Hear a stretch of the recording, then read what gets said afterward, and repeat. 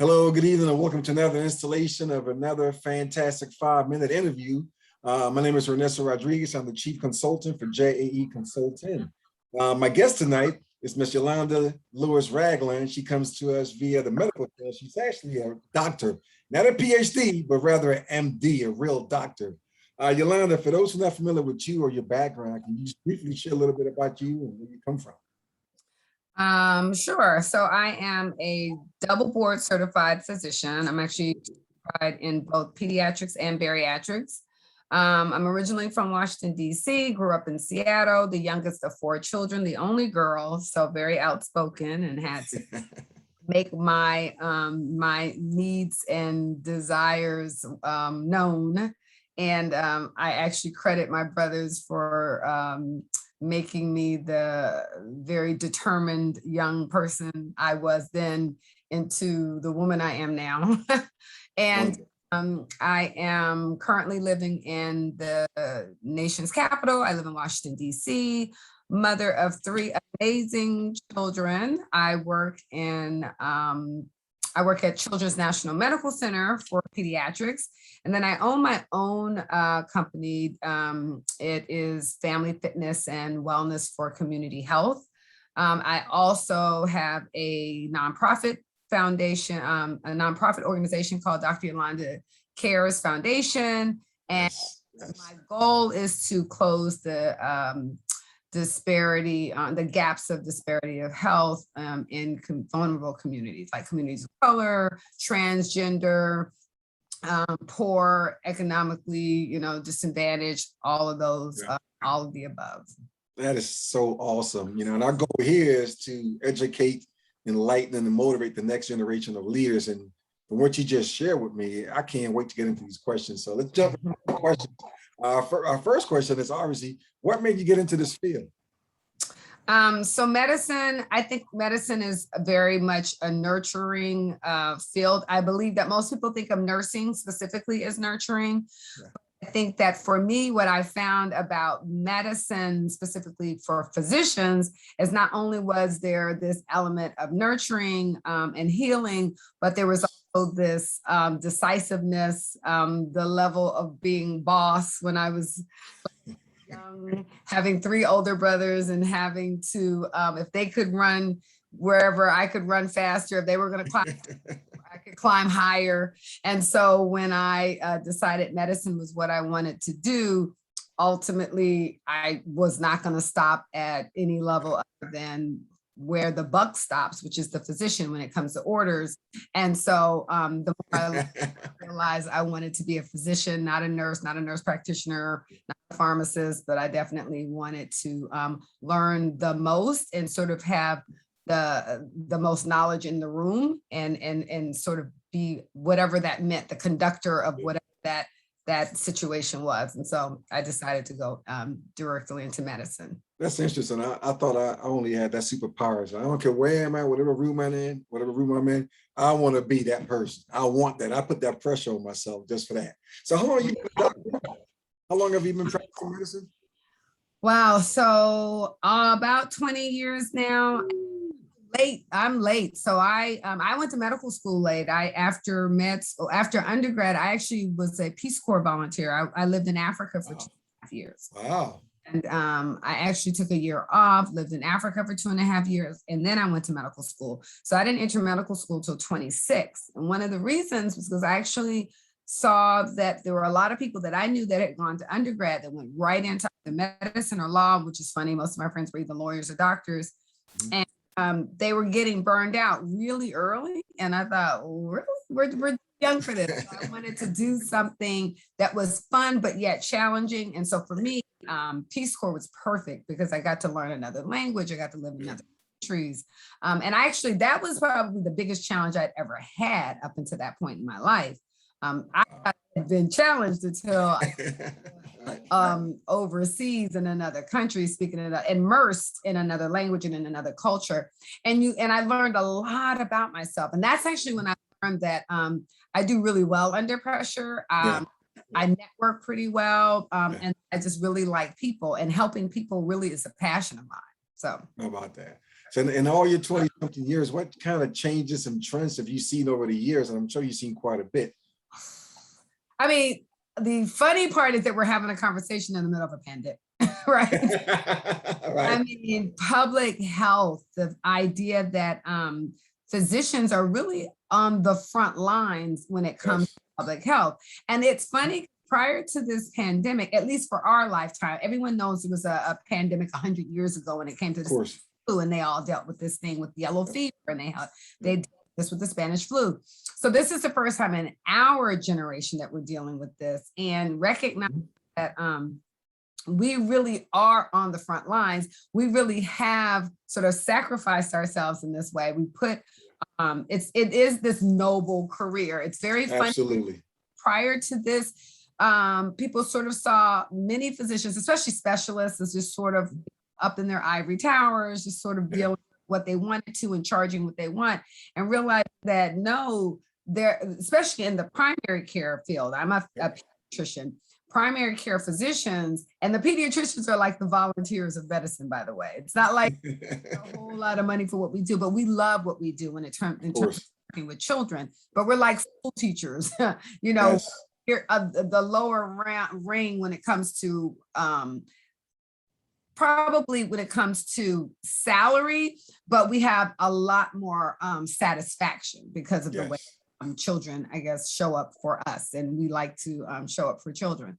So for me, I think the trend for the most part is just recognizing how crucial the medical professionals, healthcare workers are when it comes to securing public health, public safety, and really managing communities. And as a peacemaker, I sort of knew that it was a grassroots level, but now as a community physician, I really recognize how important it is that I have relationships with my patients to understand and partner with me in their health.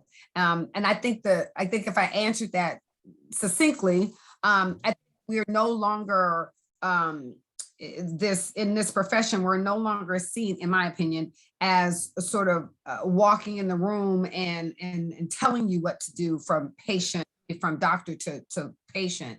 We realize and recognize that we're actually partners in your health. And so it's our job. We actually work for you. And it's to advocate for our patients and really educate them so that they can make the best choices. That is so wonderful. You know, I hear say that in theory, but I never really see it in practice. And to hear you say it and know you, it is just so refreshing, you know, to hear a doctor speak like that. And that is so powerful and so true. So thank you for sharing. And in case you don't hear it enough, thank you for your service. Thank you. Thank you very much. I appreciate it. So the next question then, so what makes for the best doctor? I think recognizing that we don't have all the answers. It's always funny because people don't realize when a person graduates in the medical field or in anywhere in science, it's actually arts and sciences. So I always try to explain to people and emphasize that medicine is as much an art as it is science, that some we don't know. And I think it's empowering to say, I don't have all the answers, but try to find them out, and I will work with you, and we'll call whoever we need to call. We'll look whatever we look up together. If you have information as a patient that you found and you want to bring it to me for us to vet together, let's do that. I think that it was as a travesty when a person walks around as though they know it all, and there is nothing that surprises them, and they have it all under control, because the truth is that's not the case. And when something goes wrong, then you have to wholly own it too, right? That's right. It's better to say, hey, this is actually not that common. This is pretty rare. Let's get this out together, or whatever that situation. So I'm very comfortable, and I think as a woman, I realize that women in medicine probably do that a lot better than men in medicine, and with been a male-dominated field before. That's the reason medicine was so paternalistic. But now that there are so many women in medicine, we have opened up the field to say, hey, let's partner together. Women are a lot more collaborative. So we treat our patients so we're working with them to get the best results and not telling them what they have to do, enforcing and just, giving edicts. I don't do to my patients. I work with them. I know that's right. It's funny. Every child that I know, when they feel bad or sick or something, they always call for mommy. Nobody calls for daddy, right? Exactly. I want me a woman doctor. That's why. That's right. True. And more and pediatricians, for the most part, and I am a pediatrician, where it's actually female dominated. It's one of the more female dominated fields of practice, to be honest. So it goes to show that most of us are mothers before we're doctors. Like I was a physician first, but once I became a mother, I recognized that I practice medicine very differently. I practice medicine as though this is my child. So when I see someone's child hurt, I feel very, very, it's very personal to me. Yes. I was in my residency program learning to place IVs and take blood with needles. I was very careful to have the least amount of sticks. And I really honed my craft because I always thought to myself, I wouldn't want anyone coming in and having to stick my child 4 or 5 and 6 times. No. Just to get it right. Right. So it was always really important to me. And so because of that, I was always the person that they would call, to get a difficult stick, because I definitely took that very personal. If I didn't want it to happen to me, I just didn't want to do that to other parents. Especially a child. Wow. Thank you so much for that. Because some doctors, you go in and nurses, whatever, they just grab you. What on this one? And before you know it, they're just sticking. Bedside manner. Some things we can't teach. That's the thing. We could teach the science. We can teach the diagnosis and the treatment. Yes. That humanistic quality of bedside manner and how you address people and how you can just relay messages. All of us the same thing, but everybody doesn't say it the same way. So the messenger is as important as the message. That's right. It's very important that you find out how to speak to people and how to make them. And again, my biggest thing is empowerment. I always want my patients to feel empowered. So I'm huge on educating and explaining and giving information and showing them stuff. I don't just, give out, prescriptions. And I'm also not big on medicine. I'm very big on doing things naturally. And building up your immune system. Growing your knowledge, because the truth of the matter is as selfless as that sounds, it's selfish in some ways too. The more I teach you, especially as a parent, about what to expect for your child and how to do some of these things on your own, the less phone calls I get in the middle of the night. Because I've really empowered you to know what to look for, how to treat it, to know what's important and what's actually not so bad, and what you can accept and what. So in my mind, I've actually sort of empowered you, but I've also relieved myself of having these 4 a.m., 5 a.m. calls that you can manage at home. So.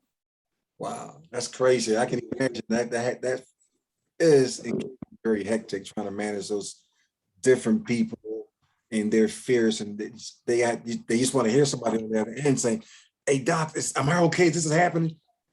So I say all the time, I have parents that I say they want, because the child has them up at 4 a.m. they want me to be up at 4 a.m. Mommy, right? I am not the parent. You have to be up at 4 a.m. You can wait till 6:30 or 7 to call me if we talk about the things that you should already know to keep that baby calm. But I get it. Misery loves company. So sometimes I'm getting phone calls and messages, and I'm like,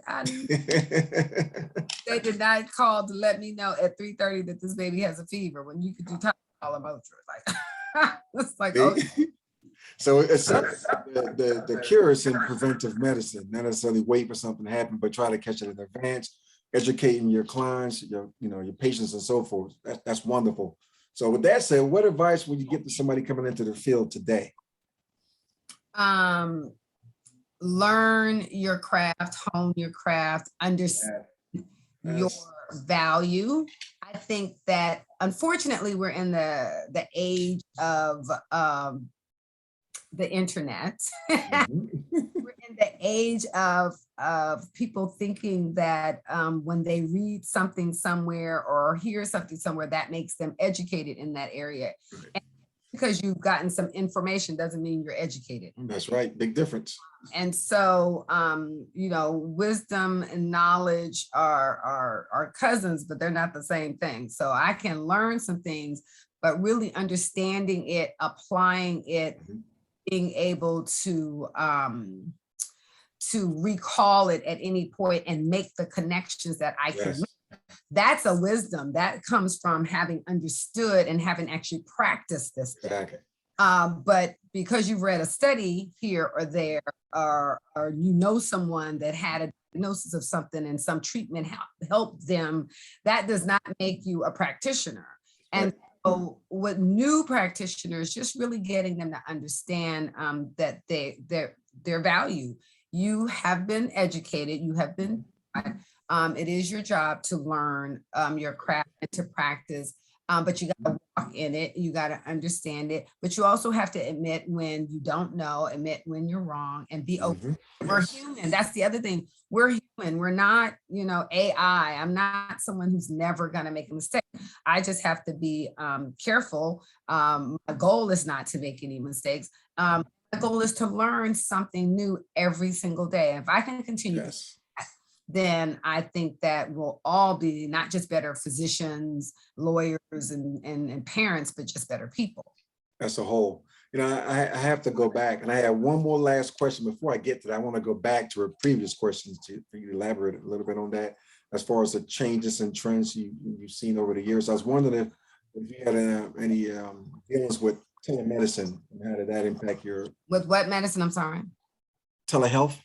Oh, absolutely. Yeah, no, that's a huge trend that's changed. In fact, again, the pandemic, I say this all the time, the pandemic changed a lot of stuff. The pandemic were some things that were really possible.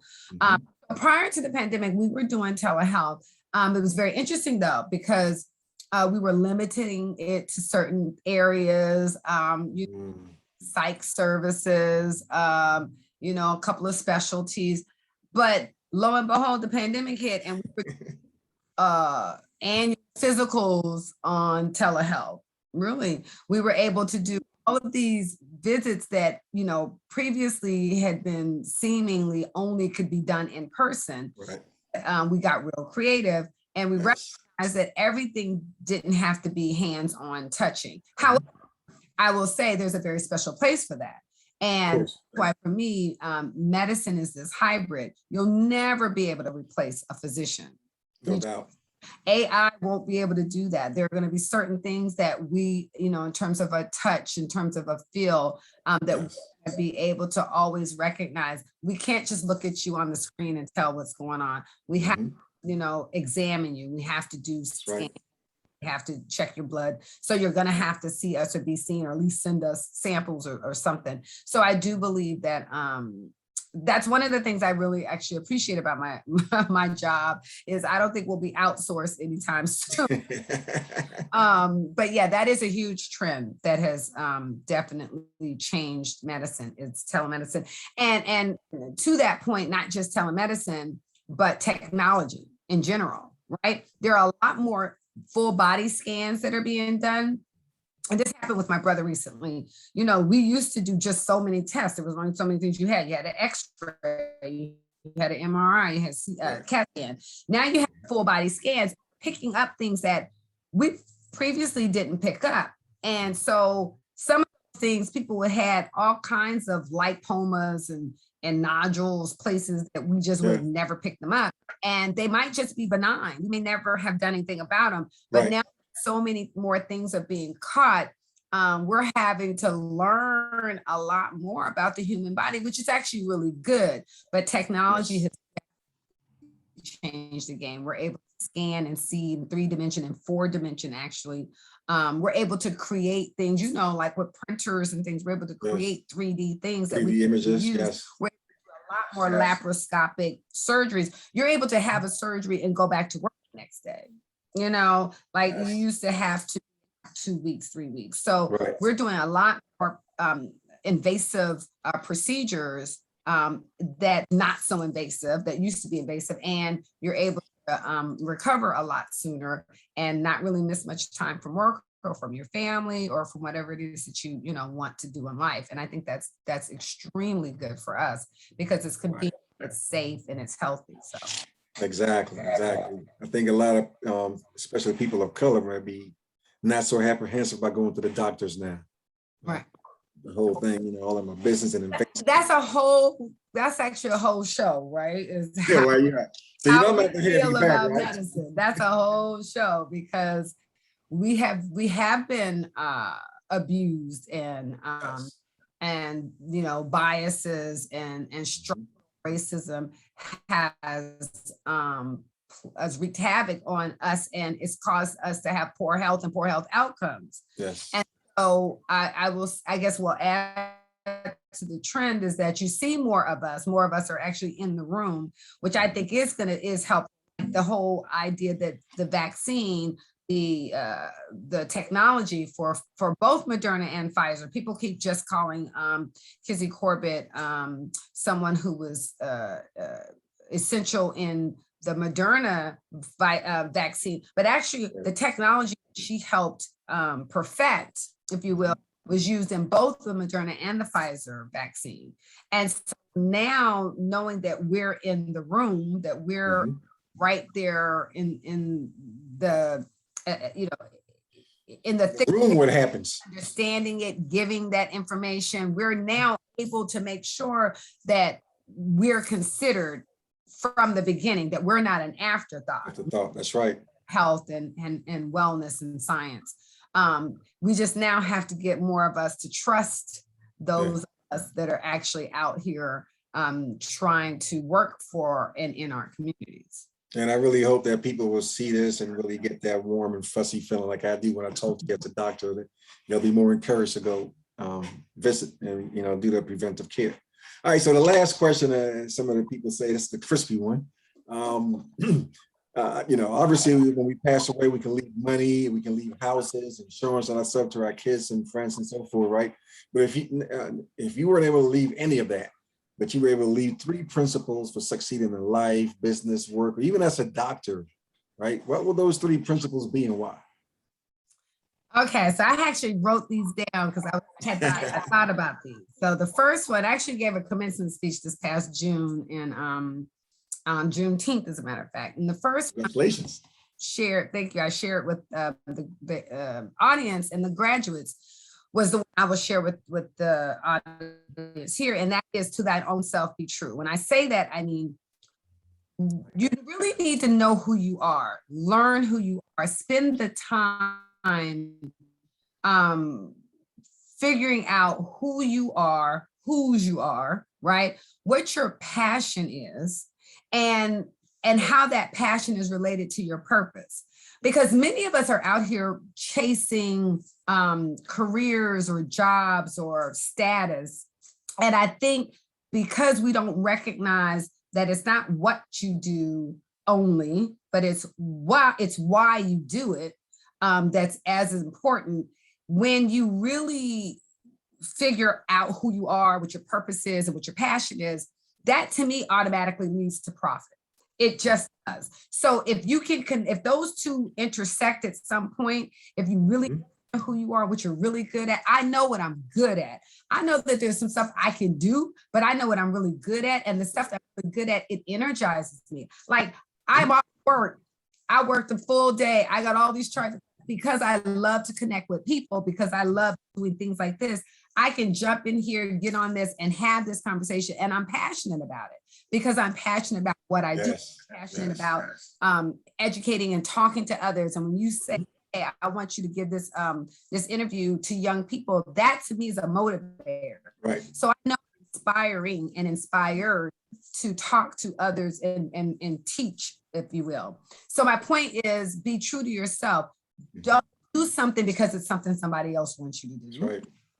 Or just you think it's the profitable thing to do, because you may not be as good at it as you if it was that thing you're really passionate about. And if you can find your passion, if you can connect it to your purpose, you will make a profit. The profit will come. And so I think that it should not be a struggle. I think it's definitely going to be much easier if you do that.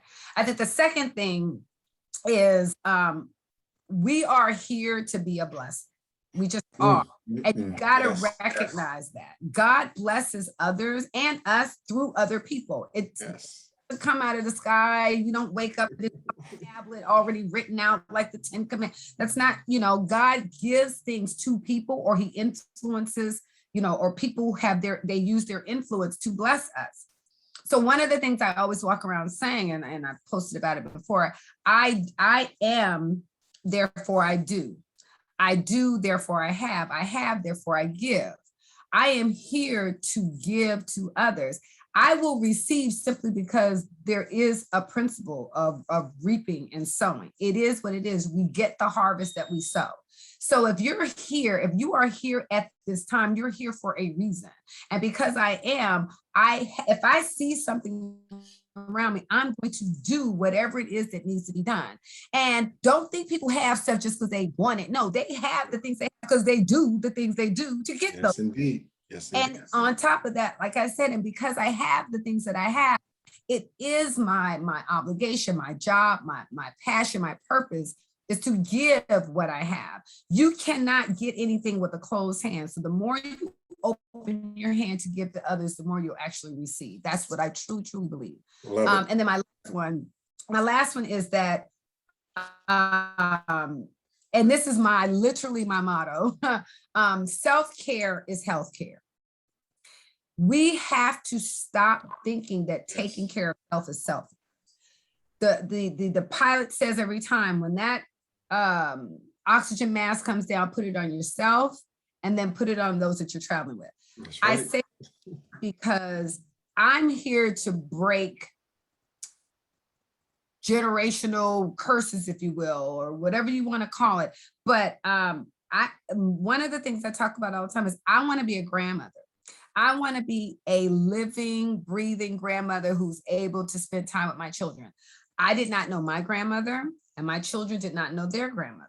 So my mother died while I was in medical school. She was only 57 years old. I'm 51. That would give me only 6 years left on this earth. My grandmother died before she was 60. Most of it was because they were overworked, overburdened, overstressed, and never taught that self-care was important to their own health, right? And so one point in my life and in my career, I stopped just doing just to be doing.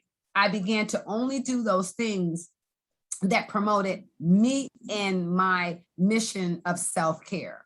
And so earlier you said what your superpower was, or that you only thought you had this power. I say superpower is self-care. I said self-care is my superpower, but I'm here to empower others.